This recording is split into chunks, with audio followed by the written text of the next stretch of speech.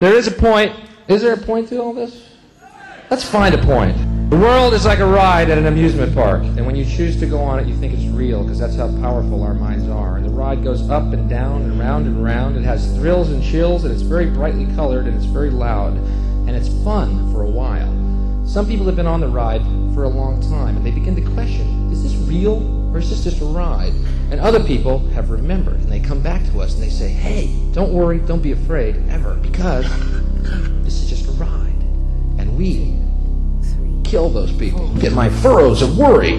Look at my big bank account and my family. This has to be real. This is just a ride. This has to be real. This is just a ride. But we always kill those good guys who try and tell us that. You ever notice that? And let the demons run amok? This has to be real. It's just a ride. And we can change it anytime we want. It's only a choice. No effort, no work, no job, no savings of money. A choice right now between fear and love.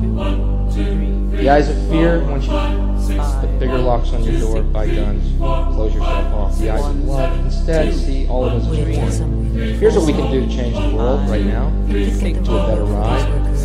Take all that money we spend on weapons and defense each year and instead spend it feeding, clothing, and educating the poor of the world, which it would many times over, not one human being excluded, and we can explore space.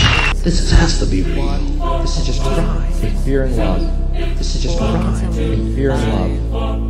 Men lie, women lie, so don't think numbers they created won't deceive you. America, we value profit margins over lives of human beings. Bank accounts will mislead you, just like corrupted cathedrals or the tip of a needle. Capitalism equals evil. Every boss I've ever had looked at me like a dollar sign. It's a fucking crime. That's why I showed up for the first day of work, drunk and high, and fantasized about what was on the minds of two kids one fateful day at Columbine. But where does that leave me? Who am I? What will I ultimately be? I once was consumed with artificial things. I was always pill popping, drinking and smoking weed, constantly high. I defied gravity. Luckily, I climbed up out of that hole and avoided tragedy. I tried pursuing what they told me to be, but chasing that degree opened up a whole new set of problems and an Adderall dependency.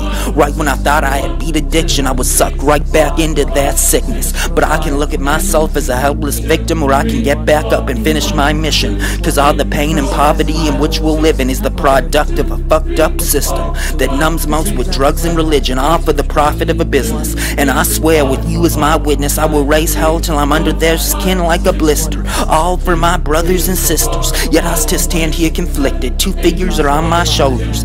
One says stay calm, it will make sense when you're older. The other says to break off and grow colder. I can't tell which is the angel and which has divorced from grace, because they both share my face. Inside of me there is an anger so great it makes my knees begin to shake and all blood rush to my face, and stems an urge to lay all in this place to waste. It starts with distaste, becomes despair before it graduates to hate. But I know it stems from nothing more than fear. My final decision is coming near. Do I drop to my knees and send all glory to Allah, or do as everyone else before me and worship the almighty dollar? Should I continue viewing my life through the lens of a half-drinking bottle?